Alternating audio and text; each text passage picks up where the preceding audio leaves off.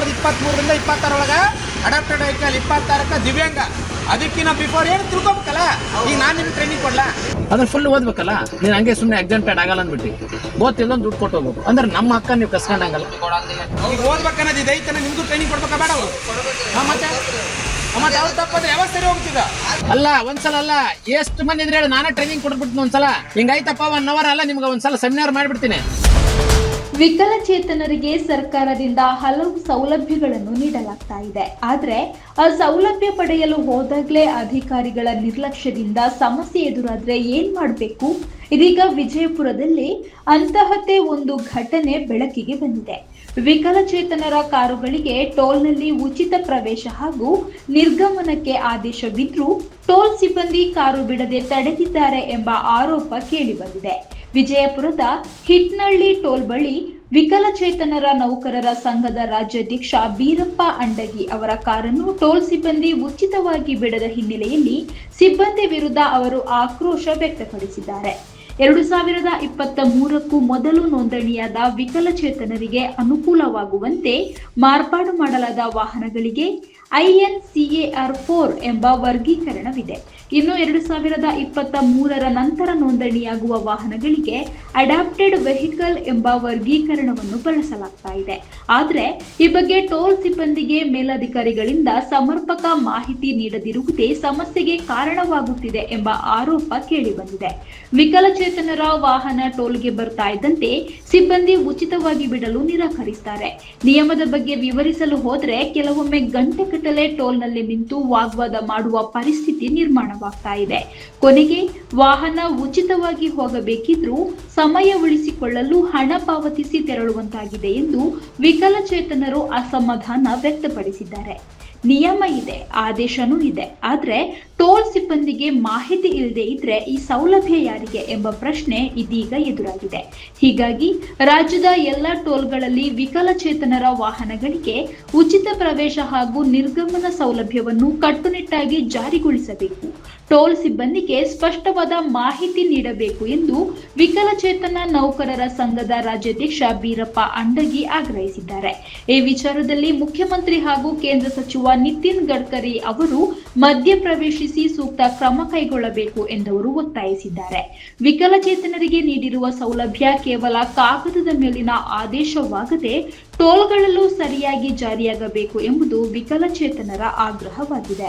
2026 ಈಗ ದಿವ್ಯಾಂಗ ಅಂತ ಬರುತ್ತೆ, 2023-26 ತನಕ ಅಡಾಪ್ಟೆಡ್ ವೆಹಿಕಲ್ ಅಂತ ಬರುತ್ತೆ. 2023ರಿಂದ ಮೊದಲದವಲ್ಲ ಆರಾಮ್ ಇಡಕತ್ತೀನಿ. ಇದನ್ನ ಇಡೇಳಿ ಕಾಡ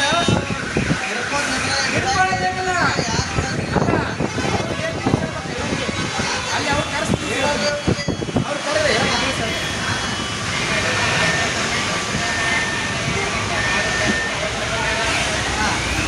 ಅಲ್ಲಲ್ಲ ಅವ್ರು ಕರ್ಸು, ಅದನ್ನ ಹೇಳ್ತೀನಿ, ಕರ್ಸ್ ಅವ್ರು ಅವ್ರನ್ನೇ ಕರ್ಸ್ಬೇಕು. ಅವ್ರು ಯಾರು ಮಾತಾಡಿದಾರೆ ಯಾರು? ಅವ್ರು ಮಾತಾಡಿದಾರೆ ಯಾರು?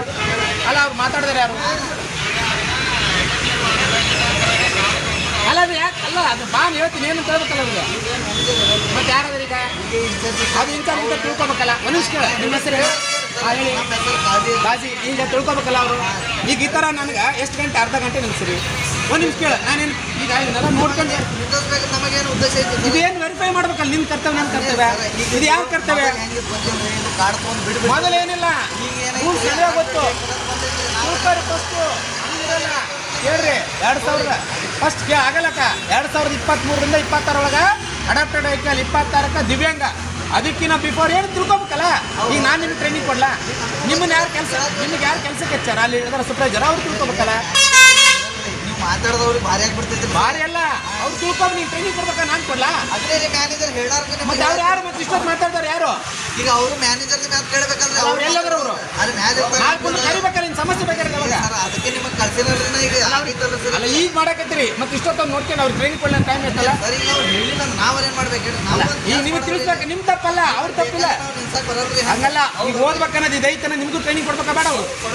ಮತ್ತೆ ಅವ್ರ ತಪ್ಪಂದ್ರೆ ಯಾವಾಗ ಸರಿ ಹೋಗ್ತಿದ್ದ? ಅದು ಎಲ್ಲ ಗುಂಗ್ ನಿಮ್ಗೆ ಹೋಗಿಸ್ಬಿಟ್ರಲ್ಲ. ಈಗ ಸಲ ಇಲ್ಲಿ ನಿಮ್ಮ ಕಡೆ ವಾದ ಮಾಡಬೇಕು. ಅದ್ರ ಫುಲ್ ಓದ್ಬೇಕಲ್ಲ. ನೀನು ಹಂಗೆ ಸುಮ್ಮನೆ ಎಕ್ಸಾಮ್ಟೆಡ್ ಆಗಲ್ಲ ಅಂದ್ಬಿಟ್ಟು ಇಲ್ಲೊಂದು ದುಡ್ಡು ಕೊಟ್ಟು ಹೋಗ್ಬೇಕು ಅಂದ್ರೆ ನಮ್ಮ ಹಕ್ಕ ನೀವು ಕಸ್ಕೊಂಡಂಗಲ್ಲ. ಅಲ್ಲ ಎಕ್ಸಾಮ್ಟೆಡ್ ಆಗಲ್ಲ ಅಂದ್ರೆ ಮೀನ್ಸ್ ನಾನು ಅರ್ಥ ನೀನೇನು ದುಡ್ಡು ಕೊಡು ಅಂತ ಕೇಳಿಲ್ಲ. ಅದ್ರ ಅರ್ಥ ಅಳಿಯಲ್ಲ ಮಗಳಗಂಡು ಹೇಳ್ದಂಗೆ ನೀನಂದಿ ಎಕ್ಸಾಮ್ಟೆಡ್ ಆಗಲ್ಲ ಅಂದ್ರೆ ಏನಂತಿರ್ಬೇಕು ಅಲ್ಲಲ್ಲ ಅವ್ರಿಗೆ ಕೇಳು ಒಂದು ನಿಮಿಷ ತಡಿ. ಈಗ ಅದನ್ನ ನೀವು ಕುತ್ಕೊಂಡಿರಲ್ಲ ಸಲ ನಿಮ್ಮ ಸೂಪರ್ವೈಸರ್ಗೆ ಹೇಳ್ಬೇಕು, ನಿಮ್ಮ ಲೈನ್ ಸೂಪರ್ವೈಸರ್ಗೆ ಹೇಳ್ಬೇಕು, ಓದ್ಬೇಕು ನೀವು ಎಕ್ಸಾಮ್ಟ್ ಆಗಲ್ಲ ಅಂತ ಹೇಳ್ಬಿಟ್ಟು ಈಸಿಯಾಗಿ. ಅದ್ರ ಅರ್ಥ ನೀವು ದುಡ್ಡು ಕೊಟ್ಟು ಹೋಗಂದಂಗ ನಾನ್ಯಾಕೆ ದುಡ್ಡು ಕೊಟ್ಟು ಹೋಗ್ಲಿ. ಅಲ್ಲಿ INRCG ಕಾರ್ 4 ಅಂದ್ರೆ ಅರ್ಥ ಮಾಡ್ಕೋಬೇಕು. ನಿಮ್ಮ ತಲೆಗೆ ಏನು ಹೋಗ್ಕೊಂಬಿಟ್ಟೈತೆ ಎಲ್ಲರಿಗೆ ಅಡಾಪ್ಟೆಡ್ ವೆಹಿಕಲ್ ಅದು ಯಾವಾಗ ಅಡಾಪ್ಟೆಡ್ ವೆಹಿಕಲ್ ಬಂತು, ಯಾವಾಗ ಈಗ ದಿವ್ಯಾಂಗ್ ಅಂತ ಬರುತ್ತಾ, ಹಿಂದಿದ್ದ ಕಾರ್ ಯಾವಾಗ ಅಂತ ತಿಳ್ಕೊಬೇಕು.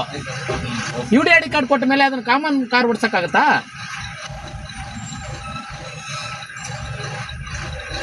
ಇದು ಈಸಿಯಾಗಿ ಹೇಳ್ಬಿಟ್ಟೆ ಇದು ಎಕ್ಸಾಮ್ಟೆಡ್ ಆಗಲ್ಲ ಅಂತೇಳಿ. ಓದ್ಬೇಕು ಫಸ್ಟ್. ಅಲ್ಲ ನೀವು ಎಷ್ಟು ಸಲ ಅಲ್ಲ ಒಂದ್ಸಲ ಅಲ್ಲ ಎಷ್ಟು ಮಂದಿ ಇದ್ರೆ ಹೇಳಿ ನಾನೇ ಟ್ರೈನಿಂಗ್ ಕೊಟ್ಬಿಡ್ತೀನಿ ಒಂದ್ಸಲ. ಹಿಂಗಾಯ್ತಪ್ಪ 1 hour ಅಲ್ಲ ನಿಮ್ಗೆ ಒಂದ್ಸಲ ಸೆಮಿನಾರ್ ಮಾಡಿಬಿಡ್ತೀನಿ. ಪದೇ ನನ್ನ ಟೈಮ್ ಎಷ್ಟಾ ನಿಂದಲ್ಲ ತಪ್ಪು. ಈಗ ನಿಮ್ಮ ಸೂಪರ್ವೈಸರ್ ಯಾರು ಲೈನ್ ಸೂಪರ್ವೈಸರ್ ಅಲ್ಲ ವರ್ಕರ್ಸ್ ಎಷ್ಟು ಜನ ಇದ್ರಿ ಕರೆದು ಬಿಡ್ರಿ ಅಷ್ಟು ನಾನು ಟ್ರೈನಿಂಗ್ ಕೊಟ್ಬಿಡ್ತೀನಿ.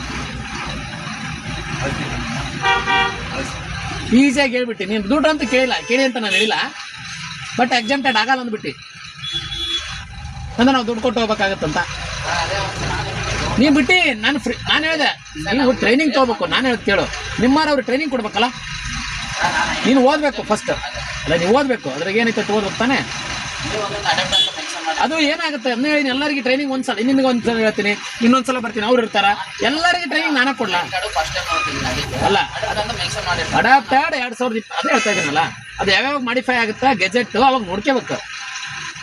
ಸುಮ್ಮನೆ ಹೇಳ್ಬಿಟ್ರೆ ಇದಾಗಲ್ಲ ಅದು.